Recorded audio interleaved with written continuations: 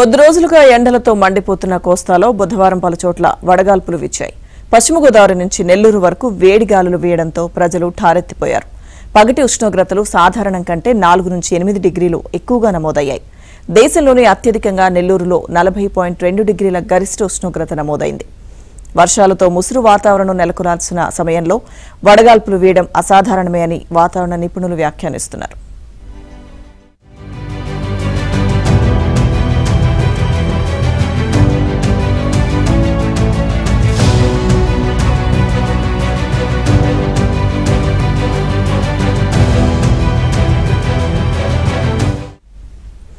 జూలైలో 40 డిగ్రీలు నమోదు కావడం అరుదుగా జరుగుతుంది అన్నారు. ఎండలతో వ్యవసాయ రంగంపై తీవ్ర ప్రభావం పడింది. ఖరీఫ్లో విత్తిన పంటలు ఎండిపోతున్నాయి. ఆరుబయట పనిచేసే వ్యవసాయ కూలీలు సొమ్మసిల్లిపోతున్నారు.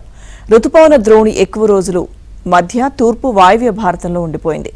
దీన్ని రుతుపవనాల విరామం అని విశ్లేషించలేం, కానీ దక్షిణ భారతంలో అనేక ప్రాంతాలు దుర్భిక్షంలో చిక్కుకున్నాయని చెప్పవచ్చని వాతావరణ నిపుణుడు వ్యాఖ్యానించారు.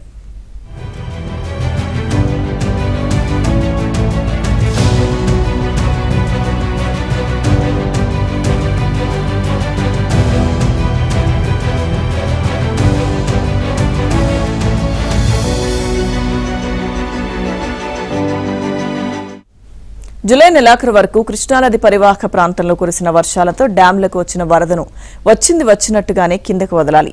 శ్రీశైలం డ్యాం నిండిపోవడంతో నాగార్జునసాగర్ కు వరద వచ్చింది. ప్రస్తుతం ప్రాజెక్టుల కింద పంటలకు పర్వాలేదు, కానీ వర్షాధార ప్రాంతాల్లో మాత్రం ఇబ్బంది వచ్చిందని ఇస్రో వాతావరణ నిపుణుడు వ్యాఖ్యానించారు.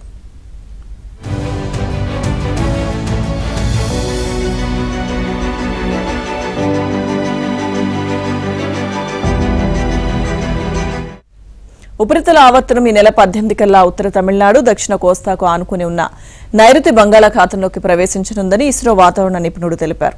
దీంతో 18వ తేదీ నుంచి కోస్తా, రాయలసీమల్లో వర్షాలు పెరుగుతాయని అంచనా వేశారు. ఈ నెల 22 నాటికి ఉపరితల ఆవర్తనం వాయువ్య బంగాళాఖాతంలోకి వచ్చిన తర్వాత అల్పపీడనం ఏర్పడే అవకాశం ఉందని తెలిపారు. ఈ నేపథ్యంలో ఈ నెల 22 వరకు కోస్తాలో వర్షాలు కురుస్తాయని ఆయన వెల్లడించారు.